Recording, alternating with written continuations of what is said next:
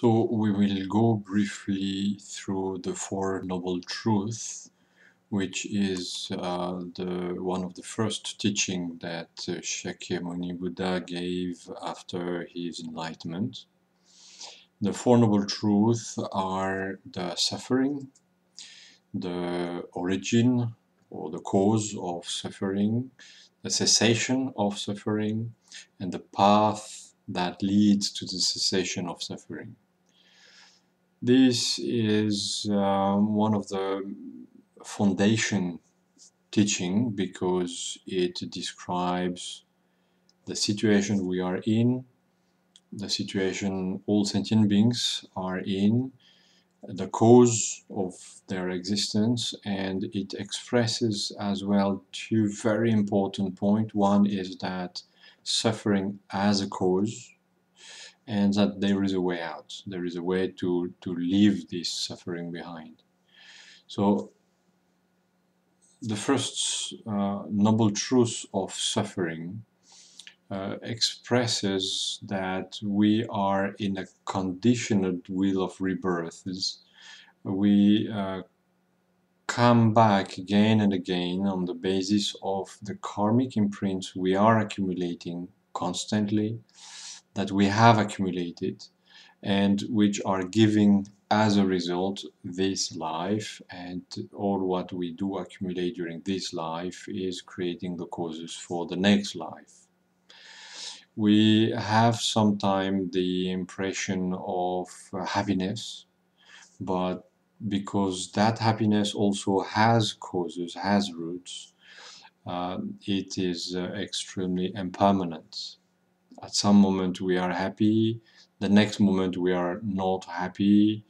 At some point it seems that a situation is extremely pleasant, but if we look at it correctly, it contains already in itself the root for suffering.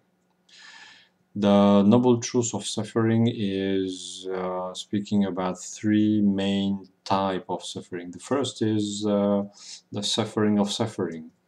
It is a type of suffering which is on the basis of the pain that we are experimenting.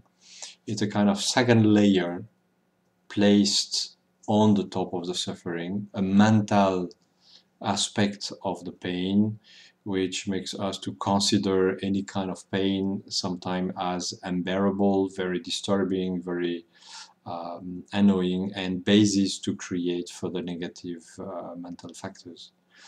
The second is the suffering of changing. The suffering of changing is explained in this way.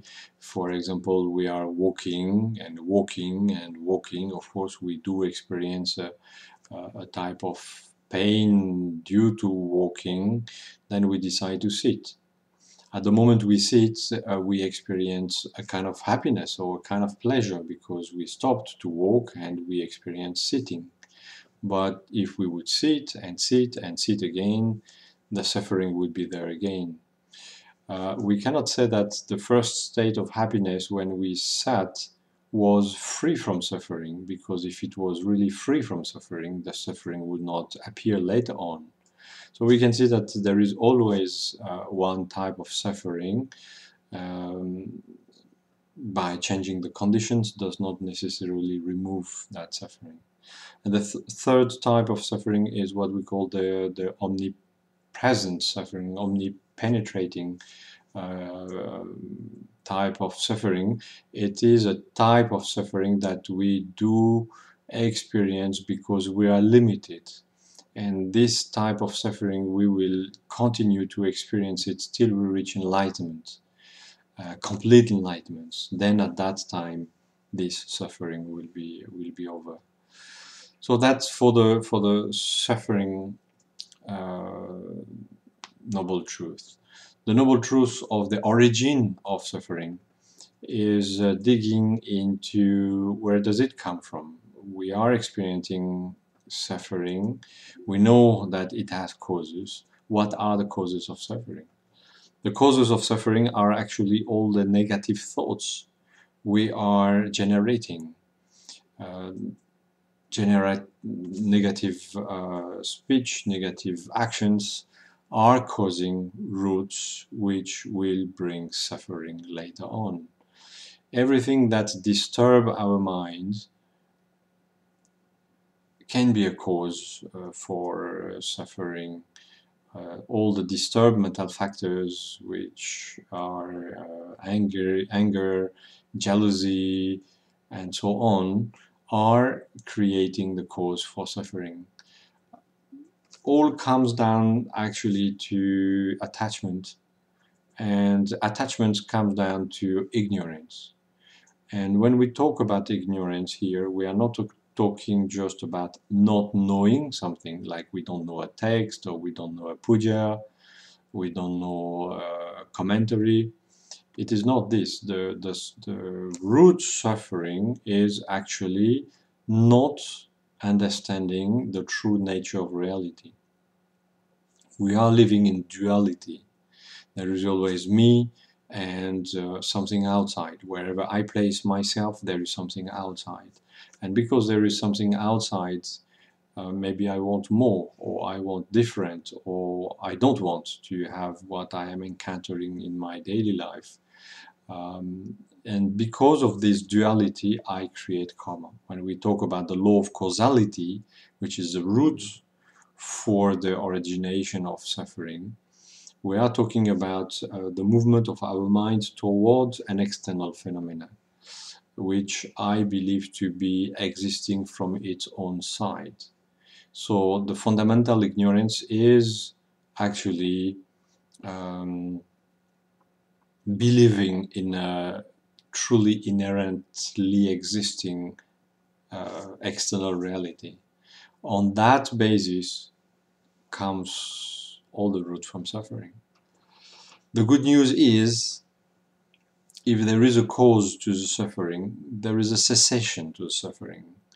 So the third noble truth is actually about the cessation of that suffering. Everything which has a cause has an end. Everything which has been created at some point will come to result, and when that cause ends, the result will end with it. So we have created the causes for all the suffering we are experiencing on a daily basis. If we would think differently, if we would speak and act differently, we would not create the same cause. Eventually, once we realize the true nature of phenomena, we do not create any further causes. And if we do not create any further cause, then we are not experiencing suffering anymore. So we can say that the day we do reach this direct perception of reality, we are putting an end to the law of causality, and by putting an end to the law of causality, it is the end of suffering. We have reached the end of suffering, which is not yet full enlightenment. Full enlightenment will come with further work of as a bodhisattva. But when we reach the realization of emptiness, so the realization that all phenomena in which I believe to have an existence are actually empty of any inherent existence. When I reach this, I reach what we could call also nirvana, and I have reached liberation from the samsara, liberation from the cycle of conditioned rebirths. Now there is a fourth noble truth, which is the path that leads to the cessation of suffering. And that path contains actually all the teachings which have been given by the Buddha and subsequent lamas and subsequent enlightened beings who have instructed us about how to reach the end of suffering. It might all start actually on meditation, the way to control the mind, the way to pacify the mind, the way to reach mental quietness. On the basis of mental quietness, we can establish our practice. We can establish our journey towards enlightenment.